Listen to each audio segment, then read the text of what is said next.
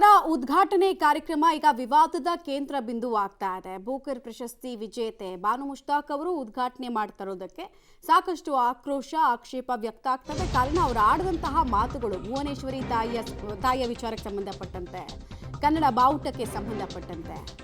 Booker ಪ್ರಶಸ್ತಿ ವಿಜೇತೆ ಬಾನು ಮುಷ್ತಾಕ್ ಆಯ್ಕೆಗೆ ವಿರೋಧ ವ್ಯಕ್ತಪಡಿಸೋದು ಮುಂದುವರಿತಾ ಇದೆ. ಆಯ್ಕೆ ಹಿಂಪಡೆಯುವಂತೆ ಹಿಂದೂ ಜಾಗರಣ ವೇದಿಕೆ ಮನವಿ ಮಾಡ್ತಾ ಇದೆ. ಮೈಸೂರು ಡಿಸಿಗೆ ಮನವಿ ಪತ್ರವನ್ನ ಹಿಂದೂ ಜಾಗರಣ ವೇದಿಕೆ ಸಲ್ಲಿಸಿದೆ. ಆಯ್ಕೆ ಹಿಂಪಡಿಲಿಲ್ಲ ಅಂದ್ರೆ ನಾವು ರಾಜ್ಯಾದ್ಯಂತ ಹೋರಾಟವನ್ನು ಮಾಡಬೇಕಾಗತ್ತೆ. ದಸರಾ ನೆಪದಲ್ಲಿ ಚಾಮುಂಡೇಶ್ವರಿ ತಾಯಿ ನನ್ನನ್ನು ಕರೆಸ್ಕೊಳ್ತಾ ಇದ್ದಾಳೆ ಅಂತ ಈ ಕಡೆಗೆ ವಿರೋಧದ ನಡುವೆ ಬಾನು ಮುಷ್ತಾಕ್ ಅವರು ಪ್ರತಿಕ್ರಿಯೆಯನ್ನ ಕೊಟ್ಟಿದ್ದಾರೆ. ಭುವನೇಶ್ವರಿಯನ್ನೇ ಒಪ್ಪದವರು ಚಾಮುಂಡೇಶ್ವರಿಯನ್ನ ಒಪ್ತಾರಾ? ಭುವನೇಶ್ವರಿಯಲ್ಲಿ ಧರ್ಮದ ಲೇಪನ ಹಚ್ಚಿದವರು ಇಲ್ಲಿ ಒಪ್ತಾರ ಅನ್ನೋದು ಅನೇಕರ ಪ್ರಶ್ನೆ.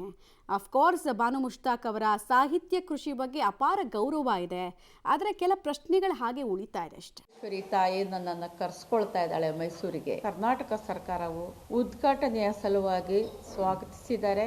ನನ್ನ ಅನಂತ ಅನಂತ ಧನ್ಯವಾದಗಳು. ಯದುವೀರ್ ಅಂತಹವರ ಸಂತತಿ ಜಾಸ್ತಿ ಆಗಲಿ ಅಂತ ಅಪೇಕ್ಷೆ ಪಡ್ತೀನಿ. ಒಬ್ಬರು ಅಥವಾ ಇಬ್ಬರ ನೆಗೆಟಿವಿಟಿಗೆ ನಾನು ಯಾಕೆ ಪ್ರತಿಕ್ರಿಯೆಗಳನ್ನ ಕೊಡಬೇಕು? ಆದರೆ ಯಾವ ವಿಷಯದಲ್ಲಿ ರಾಜಕೀಯವನ್ನ ಮಾಡಬೇಕು, ಯಾವ ವಿಷಯದಲ್ಲಿ ರಾಜಕಾರಣ ಮಾಡಬಾರ್ದು ಅನ್ನುವಂತಹ ಪ್ರಜ್ಞೆ ಸಕ್ರಿಯ ರಾಜಕಾರಣಿಗಳಿಗೆ ಇರಬೇಕಾಗತ್ತೆ.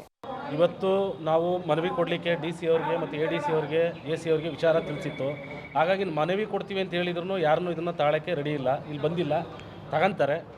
ಇದ್ರ ಉದ್ದೇಶ ಏನು ಅಂತಂದರೆ ನಮ್ಮ ನಾಡ ದೇವತೆ ಚಾಮುಂಡೇಶ್ವರಿ ತಾಯಿ ಎಲ್ಲ ಅಂದರೆ ನಮಗೆ ಒಂದು ಧರ್ಮ ಅಂತಂದರೆ ನಮ್ಮ ಸಂಸ್ಕಾರ ಆಚಾರ ವಿಚಾರ ಇದಕ್ಕೆ ಸಂಬಂಧಪಟ್ಟಂಗೆ ಮಾಡೋ ಅಂಥದ್ದು. ನಾಡ ದೇವತೆನ ಉದ್ಘಾಟನೆನೋ ಒಬ್ಬರು 2020-25ಕ್ಕೆ ಏನು ದಸರಾ ಉದ್ಘಾಟನೆಗೆ ಈಗ ಬಾನು ಮುಷ್ತಾಕ್ ಅವ್ರನ್ನ ಆಯ್ಕೆ ಮಾಡೋದು ರಾಜ್ಯ ಸರ್ಕಾರ ತಪ್ಪು ನಿರ್ಧಾರ ಅದು. ಯಾಕಂದರೆ ಇದು ನಮ್ಮ ಧರ್ಮದ ಹಬ್ಬ, ಇದು ನಮ್ಮ ಹಿಂದೂ ಧರ್ಮದ ಸನಾತನ ಹಿಂದೂ ಧರ್ಮದ ಹಬ್ಬ ಇದು. ದಯಮಾಡಿ ಸರ್ಕಾರ ಈಗೇನು ಅವ್ರನ್ನ ಉದ್ಘಾಟನೆಗೆ ಆದೇಶ ಕೊಟ್ಟಿದೆ ಅವ್ರನ್ನ ಹಿಂಪಡೆದು ಬೇರೆ ಯಾರೋ ನಮ್ಮ 7 ಕೋಟಿ ಕನ್ನಡಿಗರಲ್ಲಿ ಯಾರನ್ನಾರು ಆಯ್ಕೆ ಮಾಡಲಿ, ಬೇರೆಯವ್ರನ್ನ ಆಯ್ಕೆ ಮಾಡಲಿ.